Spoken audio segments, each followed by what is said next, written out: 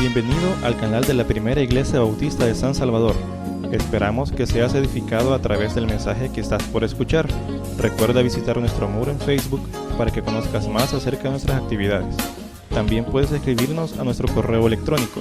Será un placer saber de ti. Dios te bendiga.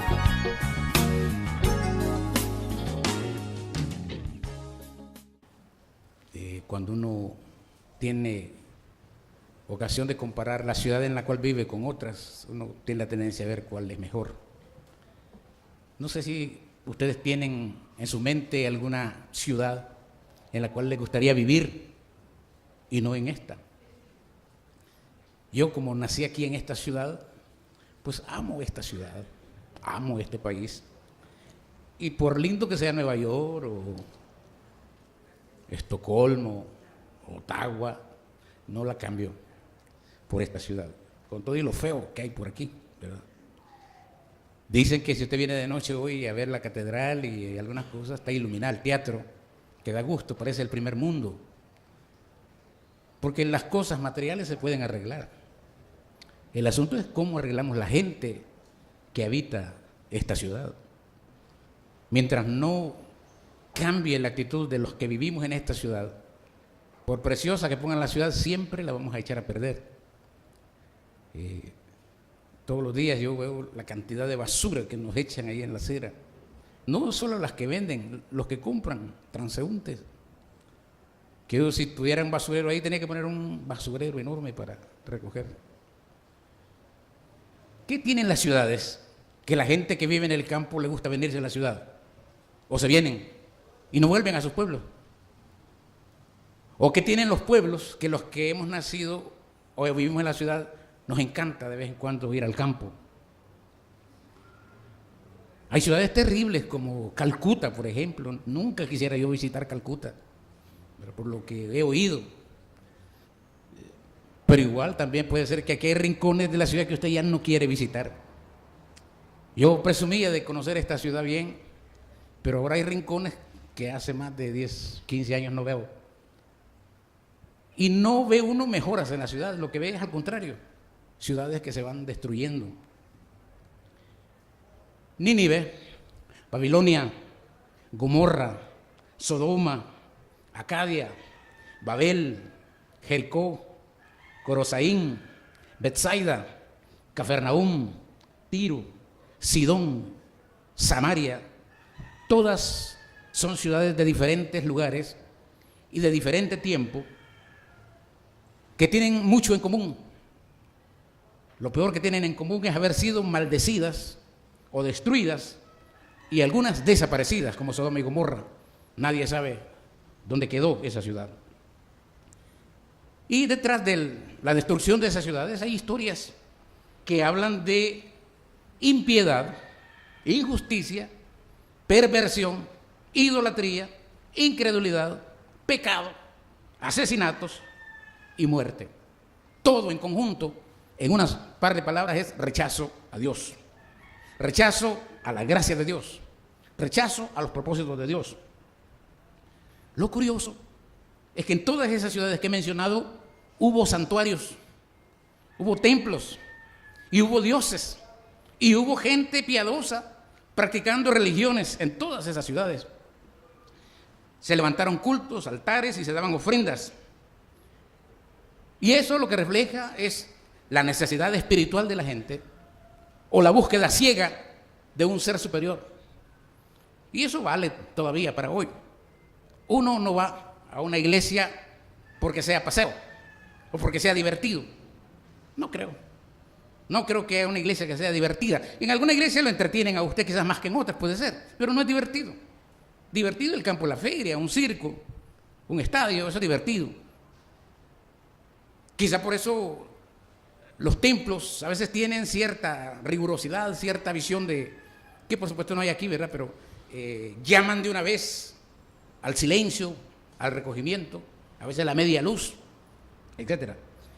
Aquí más respondemos nosotros a la tradición evangélica, no tenemos imágenes.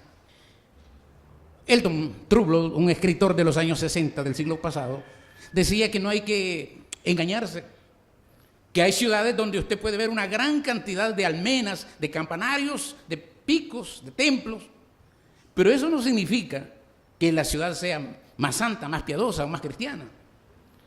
Y el ejemplo que él pone es la ciudad de Estambul, ¿verdad?, donde casi en cada barrio hay una almena musulmana.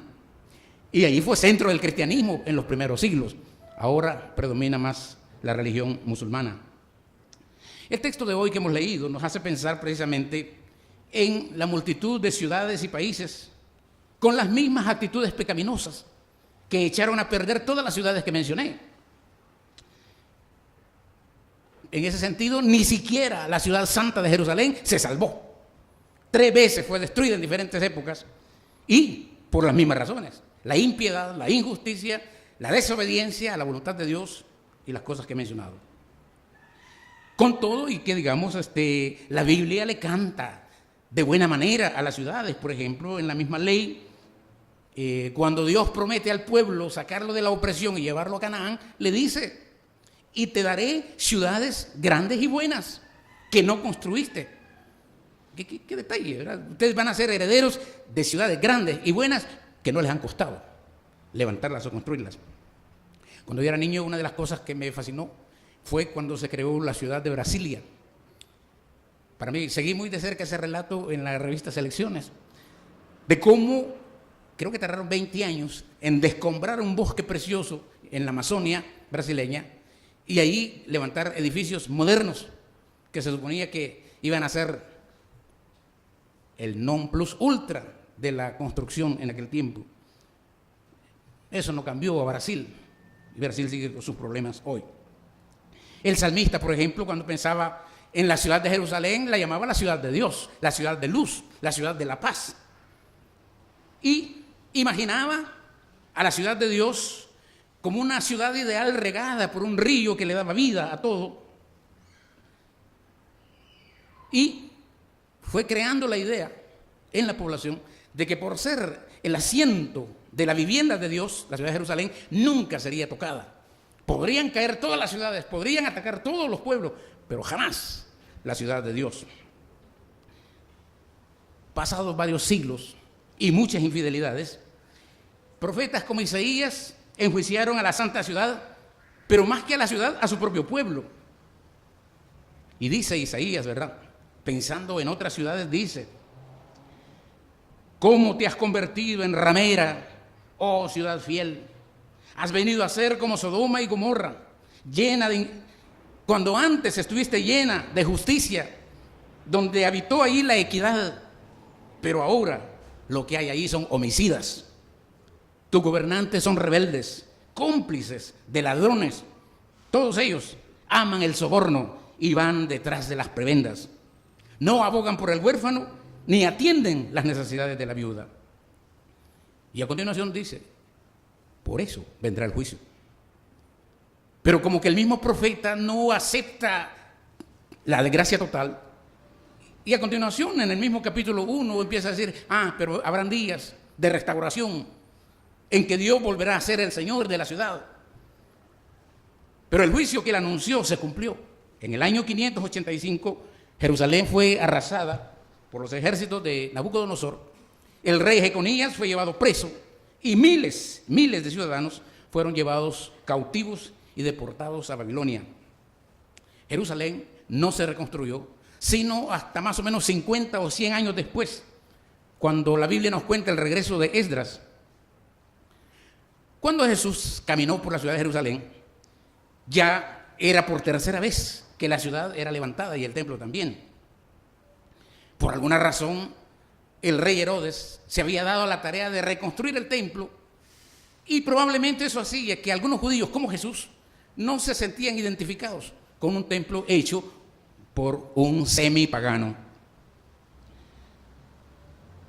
Pero lo que Lucas nos dice en este texto, especialmente los versículos 41 y 44, se convierten en textos clave para entender lo que llamamos el reino de Dios.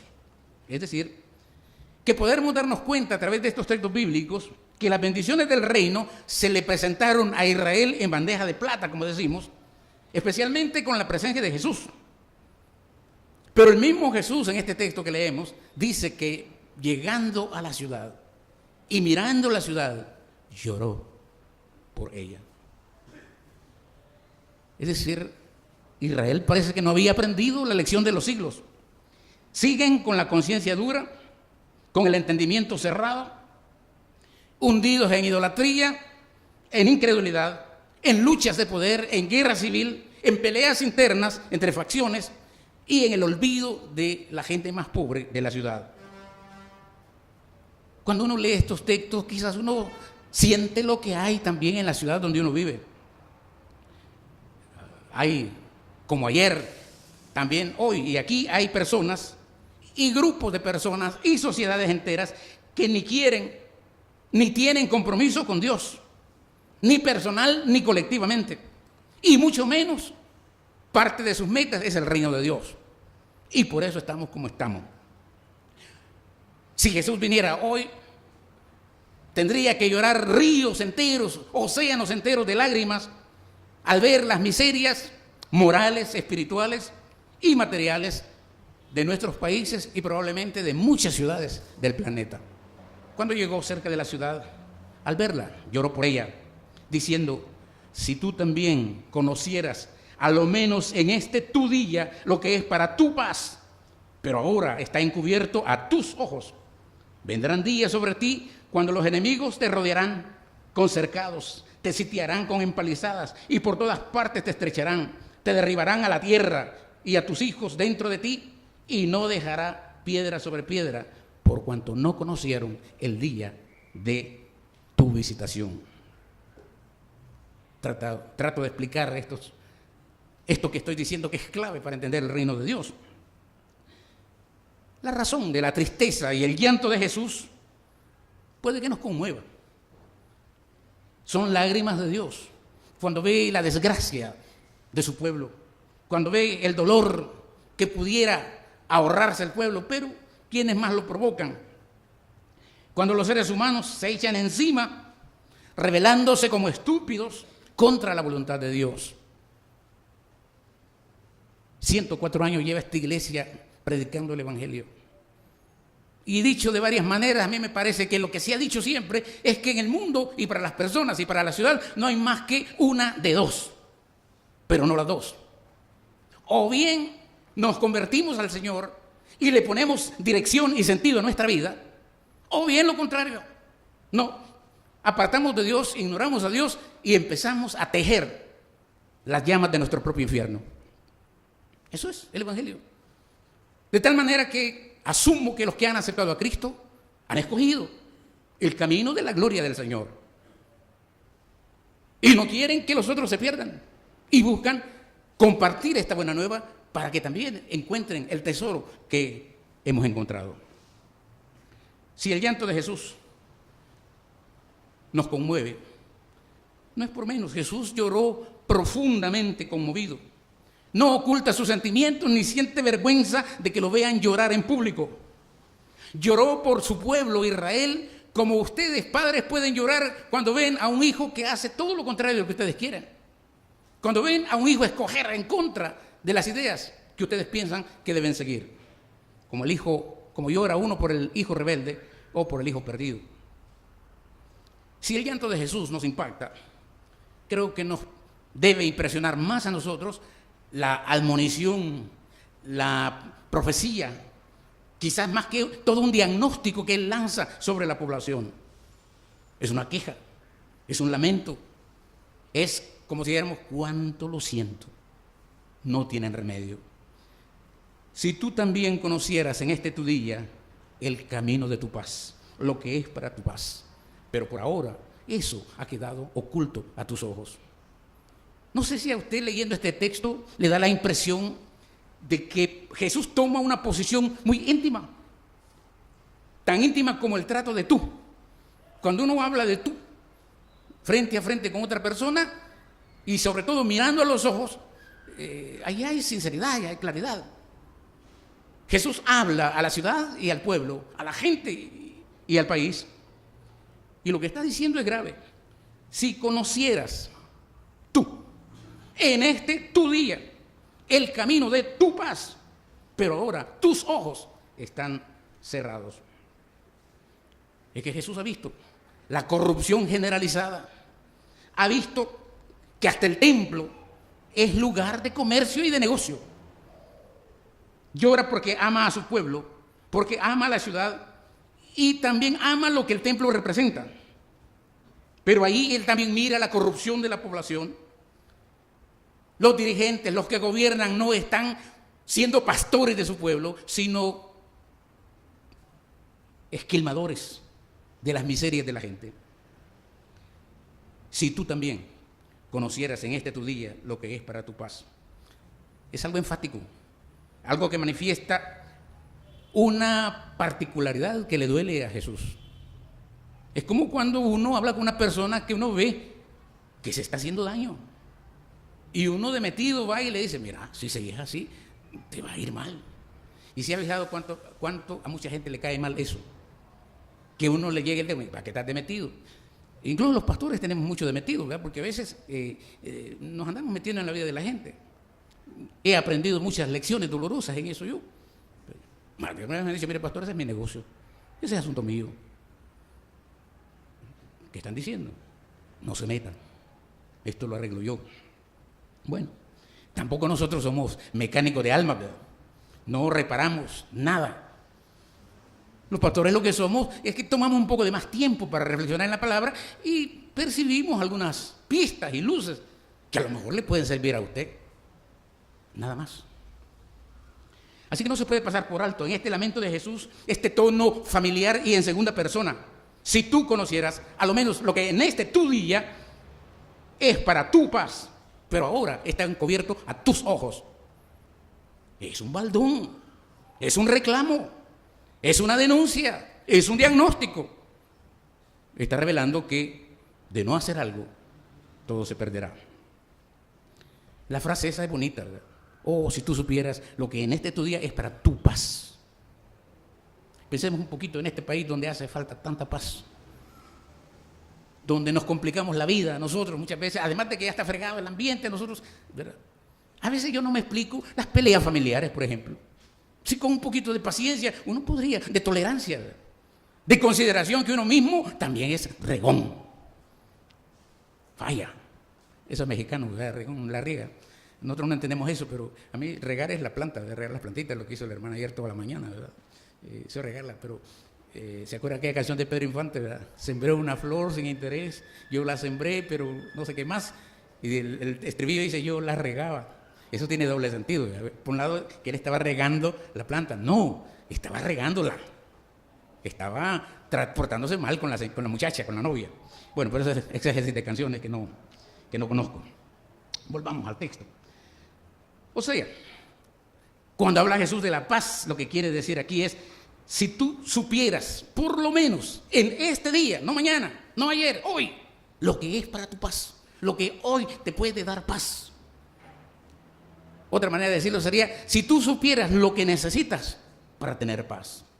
U otra manera sería, si tú supieras cuál es el camino que te puede llevar a la paz. Porque la paz y la prosperidad no están reñidas con el compromiso con la fe. Por lo menos en este texto yo encuentro que tanto para Israel como para los creyentes, cuando la bendición de Dios se promete, pasa por el bienestar, por la prosperidad, por estar bien. Yo no creo que Dios quiere que estemos en calamidad y que entre más calamitoso esté uno, más cerca está de Dios. Eso es falso. Jamás. Tampoco aquellos otros que hacen de la prosperidad su meta y su fin, diciendo que si te comprometes con Dios todo va a ser prosperidad. No, ¿y dónde deja el dolor? ¿Dónde deja el cáncer? ¿Dónde deja las adversidades? Pero lo que Lucas está diciendo aquí es que la paz que Jerusalén no conoce ni reconoce, porque no se da cuenta que en aquel momento tan conflictivo, la presencia de Cristo, el escuchar a Cristo, el escuchar la predicación de Cristo podría levantar un despertar mejor que el de Juan el Bautista y volver los corazones de la gente hacia Dios. Detrás de la bendición de Dios o parte de la bendición de Dios viene no solamente la prosperidad, sino la seguridad nacional. Pero como no lo sabes, el camino de la paz no lo sabes, no lo conoces, no lo quieres tomar, entonces vendrán días y empieza el diagnóstico de la catástrofe. Lo que te espera es una catástrofe nacional. Así que, en resumidas cuentas, la ciudad cuyo nombre era ciudad de paz, no tiene paz, no conoce el camino de la paz. Y no tiene paz porque está ciega. Y como está ciega, tampoco tiene luz. Porque la luz que se ha encendido desde el pesebre de Belén será apagada la tarde del Calvario en la cruz. Como dice San Juan, ¿verdad? No quisieron venir a la luz porque sus obras eran tinieblas. Más claro no se puede decir. Jerusalén, la ciudad de paz, la ciudad de luz, la ciudad de Dios, no es otra cosa que un centro de explotación económica, social, política, religiosa, en detrimento de los más pobres, los más necesitados, los más amados de Dios. Y de esa manera cada día están más cerca de la guerra que de la paz. No fue la primera vez que Jesús lloró y que Jesús se lamentó.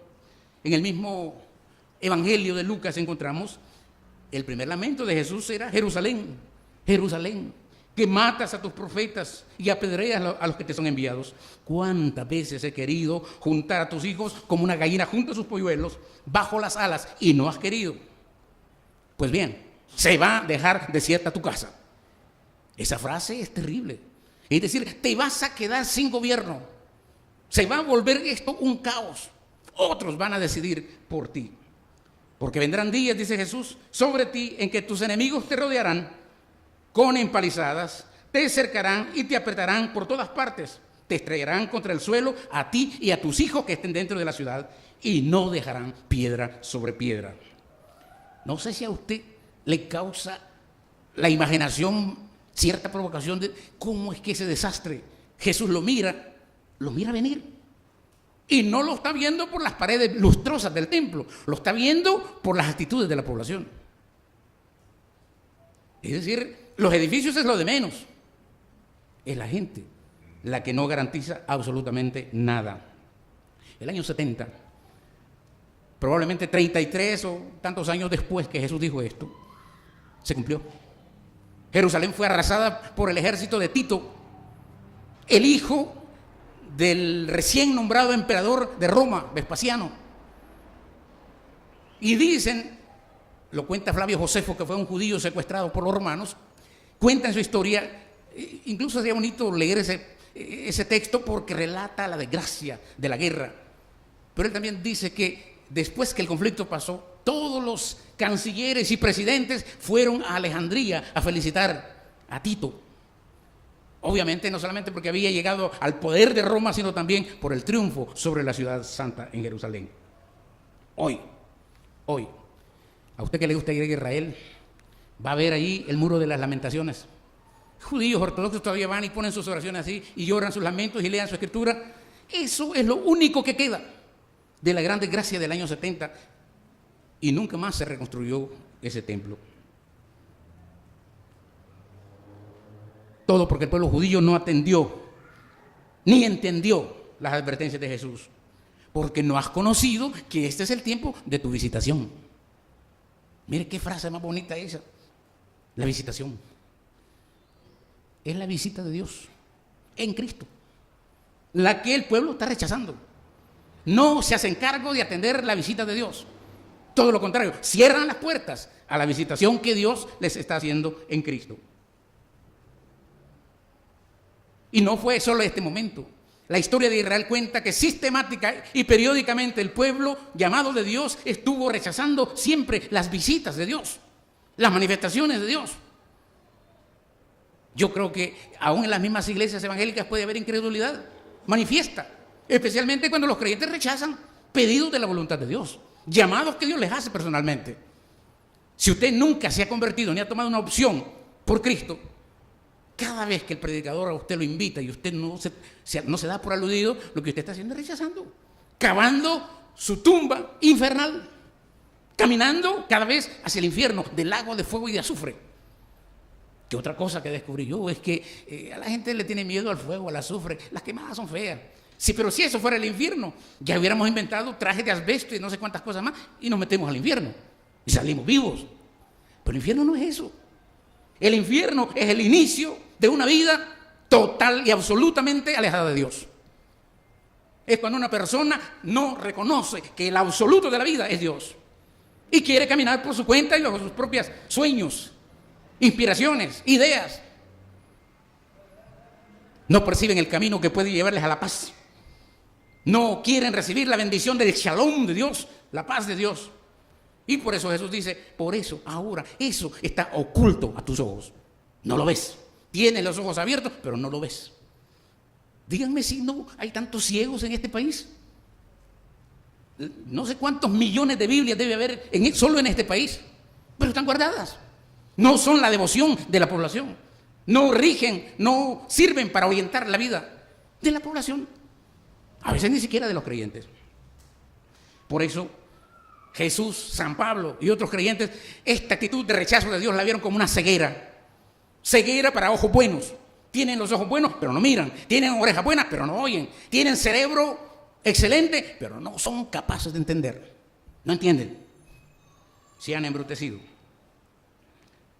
No saben que Jesús es el que trae el proyecto de paz de Dios para quienes quieran escucharlo y quieran aceptarlo. Él trae ese proyecto del reino para ponerlo al servicio, no solamente de Israel, sino del mundo que quiera creer en él. Pero los que rechazan, sean israelitas o sean gentiles, seamos nosotros o sean aquellos, lo que sellan es su propia condena, sellan su suerte física y espiritual. ¿Sí? La destrucción de Jerusalén fue material, pero también fue una muerte espiritual, una destrucción espiritual. Porque todos ustedes y yo estamos de acuerdo, no hay separación entre cuerpo y espíritu. Si usted puede separar su cuerpo de su espíritu, usted es una cosa extraordinaria. No se puede. Lo que hacemos con el cuerpo afecta a nuestro espíritu. Y lo que hacemos con lo que llamamos espíritu afecta a nuestro cuerpo. Y cuando Dios piensa en la redención nuestra, no nos mira despedazados. Como si apreciara nuestra alma y despreciara nuestro cuerpo. No, eso es la diferencia. El segundo punto tiene que ver con el relato de la limpieza del templo. Que gracias a Dios Lucas no lo cuenta tan largo. Un solo versículo para hablar de la limpieza del templo. Entrando en el templo comenzó a echar fuera a todos los que vendían y compraban en él. Vendían y compraban en el templo, diciéndoles, mi casa es casa de oración, pero vosotros la habéis convertido en cueva de ladrones. Qué triste. ¿Cómo no iba a llorar Jesús? Si lo que veía en la ciudad era perversión, y si entraba al templo para ver el templo, la misma cosa. Y no podemos hacer divisiones, ¿verdad? Esto no es un refugio para espirituales. No lo es. Cuando usted viene al templo, usted es el mismo que se va, el mismo que vive ahí afuera. Porque tanto afuera como aquí adentro, nuestra responsabilidad de encarnar a Cristo, de tener la mente de Cristo, vale para afuera y vale para adentro. No hay dicotomías, no hay separaciones. Porque esas divisiones también son productos históricos, ¿verdad? Es decir, énfasis que se hicieron en otro tiempo, que uno podía, por un lado, servir al Señor y también hacer su antojo. Quien lo haga así se equivoca. Lo que está haciendo es caminando hacia el infierno, su propio infierno. Casa de oración del Señor. Usted la ha convertido en cueva de ladrones. ¿Cómo es que pasó eso? En un pueblo que se suponía que era muy religioso, muy piadoso y muy celoso.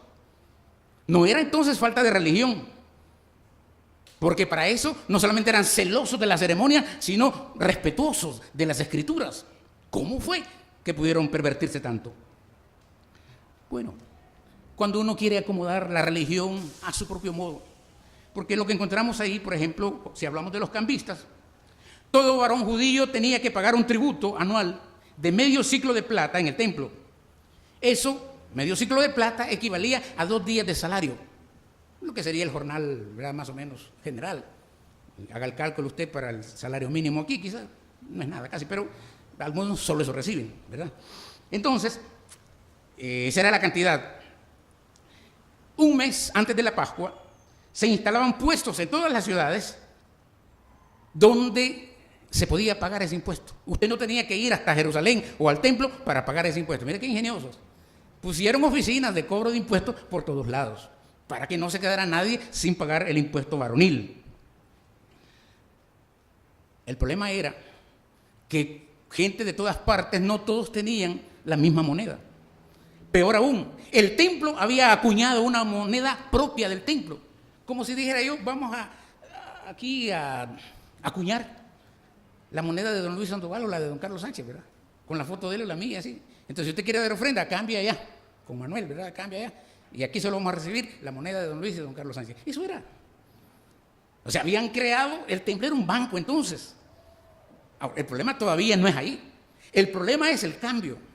Porque cuando usted trae una moneda griega, persa, romana, y usted era un creyente y quería pagar ese impuesto, podía cambiar. Por el cambio le cobraban un ciclo. Y si usted, pero me da vuelto, como a veces hacen en la iglesia también, ¿verdad? Ahí me da vuelto. Si usted quiere vuelto, tiene que pagar otro ciclo más. Dicen que la cantidad acumulada en el año era de millones en base a esos trucos. Fíjese, ¿cómo no se iba a indignar Jesús? La otra idea de los que vendían las reses para ofrenda, usted sabe también que los que vendían hacían robos descarados o disimulados en la oferta. Por ejemplo, un pobrecito que quería ofrendar, cazaba una palomita, ¿verdad? Pero tenía que fijarse que no tuviera defecto, que fuera perfecta. Y la traía al templo para hacer su ofrenda. Pero las autoridades del templo, la policía del templo, podía decir, no, esta paloma tiene manchas. Te puedo vender una aquí. Está mejor que esa. ¿Quieres hacerlo o no? Y generalmente el devoto decía, sí, quiero ofrendar. Valía 15 veces más el precio en el templo que en el mercado o en la calle. Ponga usted cuál negocio no sería entonces. Por eso era más seguro comprar los animales del templo, ¿verdad? Porque entonces ahí no se lo iban a rechazar, seguro de que no tenía ni manchas ni defectos. De esa manera lo que Jesús vio fue el abuso de la gente más pobre, de los creyentes más pobres. A esas tiendas, ¿sabe usted quién era el dueño de esas tiendas? Tenían dueño. Y era nada menos el ex sacerdote Anás. Y la gente le llamaba las tiendas de Anás, como quien dice las tiendas ad hoc, ¿verdad? Las tiendas de Anás. No es casualidad entonces que cuando enjuician a Jesús, ¿ante quién creen ustedes que lo llevaron primero? Ante Anás. ¿Por qué? Porque allí estaba una vinculación con un problema. Jesús se había atrevido a arruinarle el negocio, nada menos que al sumo sacerdote. Ganas tenía el sacerdote de vengarse de este Galileo impertinente. Y lo llevan a él en primer lugar. Jesús elimina las ventas, limpia de cambistas y mercaderes el templo y de esa manera corta la perversión de la religión con el comercio. Tanto porque comprar y vender ya de por sí manchaba la dignidad del templo, como por la explotación que se hacía también al hacer las operaciones de compra y venta. Así que Jesús, hermanos, quiso mostrar la explotación flagrante de los adoradores sinceros que venían a la casa de Dios. ¿Cómo no iba a decir que eso era casa, cueva de ladrones, después de haber sido la casa de oración al Señor? En tercer lugar, la tercera parte del texto todavía es más fascinante. Dice, enseñaba cada día, después de haberlo limpiado el templo, dice, enseñaba cada día en el templo, pero los principales sacerdotes, los escribas y los altos dirigentes, la mera crema, del pueblo procuraban matarlo. Pero no hallaban nada que pudieran hacerle porque todo el pueblo estaba pendiente de sus palabras. Mire, qué escena. Los dirigentes espirituales, los pastores, los gobernantes, tienen claro que a ese Galileo hay que matarlo. Él que ya ha limpiado el templo, esta parte me fascina, una vez limpiado el templo, tomó posesión del templo, retomó el templo y empezó a enseñar lo que había que enseñar en el templo cada día. Y como la gente estaba ahí escuchando, no pudieron hacer nada contra él. Pero eso no iba a durar, eso no iba a durar mucho. Así que lo que encuentro yo aquí es una clave. No solamente Jesús denuncia la corrupción espiritual de un templo que se ha quedado sin Dios, sino además rescatar para Dios la función de ese templo. Ofrecer al pueblo lo que el pueblo estaba necesitado y clamando, la palabra de Dios. Restaurar el templo desde su valor para volver a escuchar la palabra de Dios en su verdadero sentido y hablar de las exigencias correctas de Dios para establecer las relaciones correctas con Dios. Eso era ser salvo. Una definición que usan los evangelistas hoy para aceptar al Señor, aceptar a Cristo, es corregir las relaciones torcidas con Dios, ponerlas en orden. Eso es convertirse al Señor. Mi pregunta, como la hice al principio, es ¿qué tiene que ver este episodio con el reino de Dios en la mentalidad de Lucas? Bueno, curiosamente, el capítulo 19, 11, 27, o sea, un poquito antes, Lucas ha dicho que el reino de Dios no es algo que se va a establecer de inmediato. No es algo que viene ya, dice, ¿verdad? Pero cuando anuncia el camino de la paz, y es Él con su presencia está inaugurando un nuevo momento, lo que está diciendo también es el reino empieza a partir de hoy. El reino de Dios se ha hecho presente, se ha hecho concreto.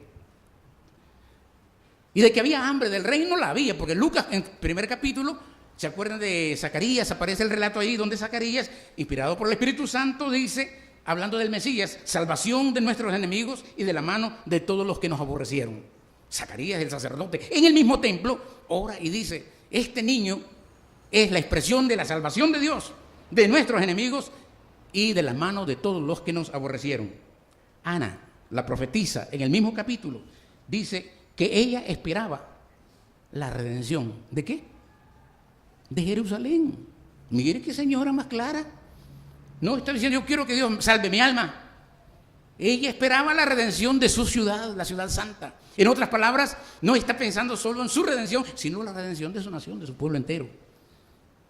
Así que en este texto vemos claramente que la venida de Cristo anunció al presentar el reino, que el reino también son bendiciones, que tienen que ver con lo material y con lo espiritual, como a usted le gusta decir. Pero hay un abierto rechazo al mensaje y a la presencia de Jesús. Y por eso Jesús llora. Llora porque su pueblo que había sido elegido rechaza al Hijo de Dios. En Lucas 19, 41, 44, que ya hemos leído, en realidad no es una ruptura entre Israel y el reino de Dios. Lo estudiamos en la escuela bíblica. San Pablo, años después, está diciendo que si Dios permitió la predicación entre gentiles, que somos todos nosotros, fue para meter en celo a los judíos. Pero que los cristianos no debemos sentirnos orgullosos y soberbios, pensando ahora que nosotros somos los escogidos. Que dentro de la gracia, los propósitos y misericordia de Dios, Él puede trabajar todavía con Israel y sacar un remanente que se sume al pueblo del Señor. De esa manera yo estoy de acuerdo. No aquellos que piensan que Israel, por ser Israel, con todas sus murallas y sus aviones y sus tanques, va a ser parte del reino de Dios. Todo lo contrario, puede ser parte del infierno. En todos los siglos, los seres humanos, creo yo, que se han debatido en la búsqueda de una vida verdadera y con sentido frente a una alternativa contraria. No todos son conscientes, no todos tienen los ojos abiertos para ver eso. El que lo ve, se salva.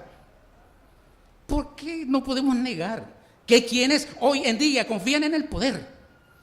Miren ese señor de Corea y el otro señor de Estados Unidos, ¿verdad? Apuntándose con armas nucleares como que si el que dispare primero va a quedar. Como que si no una conflagración nuclear va a acabar con todo. Están locos. Digo, si no pasan del palabreo y de la rebuznada, está bien. Pero si lo llevan, como son locos, pueden llevarlo a cabo y hundirnos. O sea, todos nosotros hemos buscado a Dios, o buscamos a Dios, o pretendemos buscar a Dios, porque queremos sentido para nuestra vida, significado para nuestra existencia, para lo que hacemos, para lo que pensamos y para lo que vivimos. De hecho, un buen creyente no toma decisiones si no es en el marco de la voluntad de Dios. El problema es descubrir la voluntad de Dios. ¿Cuál es la voluntad de Dios? Porque muchas veces pesa más la voluntad humana, el proyecto humano. Santiago dice, ay, ustedes que hacen sus planes y nunca toman en cuenta a Dios, sin saber que el día de mañana ustedes ni van a estar. Los seres humanos, a lo largo de la historia, la literatura, han intentado diseñar cuál es la ciudad ideal, cuál es el mundo ideal, cuál es el lugar perfecto para vivir. Si alguno de ustedes encuentra una ciudad que sea perfecta para vivir, avíseme que yo me voy. Me voy. Por ejemplo, Platón escribió un libro que se llama La República y allí definió cómo debía ser. Y muchas de sus ideas todavía se trabajan en el mundo de hoy. Agustín, el santo de Hipona, escribió su libro La ciudad de Dios y planteaba cómo debían vivir los seres humanos ahí. San Tomás Moro escribió un libro que se llama Utopía, igual para describir lo mismo. Otro desconocido llamado Tomás Campanella escribió lo que se llamó La ciudad del sol, en Italia. Otro señor más desconocido, Francesco Doni, escribió El mundo prudente e insensato. Un chispazo, ¿verdad? O sea, así como hay prudentes, también hay insensatos, tal como lo plantean los libros de sabiduría. Emmanuel Kant escribió un libro que lo llamó con un título bonito, La ciudad de la eterna paz. Y dice que lo tomó de un negocio que se llamaba la ciudad de la eterna paz, donde se armaban bochinches todos los días. Otro escritor que se llama Aldo Huxley escribió El admirable mundo nuevo. Y si nos vamos a lo político, ¿verdad? El señor Marx escribió La dictadura del proletariado. Hegel también escribió libros parecidos. ¿Por qué? Porque todos los tiempos, en todas las culturas, los seres humanos quieren bosquejar un mundo ideal. El problema es que no siempre Dios tiene que ver en esos proyectos. Pero hasta el Apocalipsis. A mí me encanta el Apocalipsis porque el Apocalipsis, bueno, si usted, lo hemos dicho, ¿verdad? Si usted abre la Biblia en Génesis, todo empieza en un jardín, en un caos que da luz a un jardín. Pero cuando la Biblia termina en Apocalipsis, hay un caos y luego una ciudad. Rara la ciudad. Pero lo bueno que en esa ciudad, dice el Apocalipsis, es una ciudad donde no habrá más dolor, no luto, ni llanto, ni muerte, ni hambre, ni sed. Ni la misma naturaleza volverá a hacer daño, sino que habrán cielos nuevos y tierra nueva. Lo común de todas las obras que he mencionado es que todas proponen precisamente la derrota de estos males que destruyen la vida humana. Por eso, a la luz del Evangelio y de Apocalipsis, o se vive para que la vida abunde, o se toma el camino de la aniquilación. O se vive para la paz, o se vive para la destrucción. Por la destrucción no pasa el amor, no pasa la fraternidad. Lo que pasa es el egoísmo, la ambición, la dominación, el reino del pecado y de la muerte. Por eso si empezamos a mirar nuestras calles, no hay razones para llorar. Estamos para llorar. Aprendí eso desde secundaria yo, especialmente en ambientes, está para llorar, decíamos, cuando uno llegaba todo despeinado, que se había levantado, ni siquiera se había bañado y llegaba a la clase hecho lata, ¿verdad? Está para llorar, ¿verdad? ¿No llorará Jesús al ver nuestro mundo, nuestra iglesia, nuestro propio compromiso? ¿Qué sentimientos le han de provocar a Cristo resucitado al ver nuestros pueblos vencidos por la muerte, aniquilados? ¿Qué veredicto tendría Jesús hoy en nuestro mundo o de nuestra propia iglesia? ¿Cuál es la mirada de Jesús en el horizonte? ¿Qué mirará Jesús de este pueblo a lo largo de 50 años? Una de las cosas que me provocó mucho escalofrío fue leer la historia de la ciudad de Chernóbil en, ¿cómo se llama ese país? Ucrania. Hubo un desastre nuclear ahí. No se los cuento todo, pero lo que sí quiero contarles es que algunos de los daños que causó la explosión nuclear ahí va a tardar 20.000 años antes de que se desaparezca el efecto nocivo para la salud humana. ¿No será eso una falta de conciencia? Así que terminemos, ¿verdad? ¿Qué hacemos? Ponernos a llorar. Hasta las canciones dicen, nada, componernos a llorar, ¿verdad? Lo que tenemos que hacer es pedir, implorar que el don de la paz de Dios venga borrando nuestros propios pecados, nos pacifique como individuos, como familias y como país. Todavía hay lugar para verdaderos gestos de paz. Es intolerable que usted, conociendo hermanos aquí, haya pasado años sin dirigirles la palabra, simplemente porque me caen mal. No, le hablo. Ojalá que no pase eso, ¿verdad? Es tiempo de hacer gestos de paz. En la vida personal, en la familia, en el trabajo, en el barrio. Aprender a resolver nuestros propios conflictos, no con actitudes guerreras, sino con verdadero espíritu de amor fraterno. Una de las cosas más difíciles del Evangelio es saber que nos impele, nos empuja a amar aún a los enemigos. ¿Y qué hacemos con eso, pues? El día que esta nación empiece a amar a sus enemigos, no habrá frentes, no habrá arenas, no habrá... ¿Qué habrá? Utopía. ¿Verdad?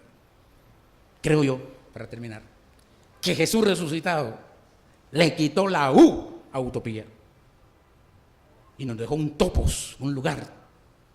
Y desde ahí, desde la resurrección, los seres humanos tienen esperanza. Hay esperanza de salvación, pero hay que corregir las prioridades, hay que cambiar de una vez.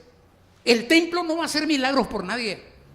Los milagros vienen del Espíritu de Dios, cambiando conciencias, cambiando actitudes, haciendo que el que era león se convierta en un cordero, el que era tigre que se haga un ternerito. Esa es la visión de Isaías y de Apocalipsis. Hermanos, que Dios nos ayude, porque estamos todavía a tiempo. No está perdido este país, pero hay que extender este mensaje de la verdadera paz. Pero esté seguro que usted ha encontrado el rumbo, que usted está caminando en la dirección de la gloria. O analice si a lo mejor lo que está haciendo es construyendo, encendiendo las llamas de su propio infierno. Porque de la manera que usted viva y actúe, está encendiendo su propio infierno o está construyendo la paz hacia la gloria de Dios. Que Dios nos ayude. Oremos. Padre nuestro, gracias por tu palabra, por Jesucristo, por sus lágrimas. Inspíranos, oh Dios, para convertirnos, para cambiar. No permitas que se cumpla en nosotros esta advertencia. Si supieras lo que hoy es para tu paz, pero tienes los ojos cerrados.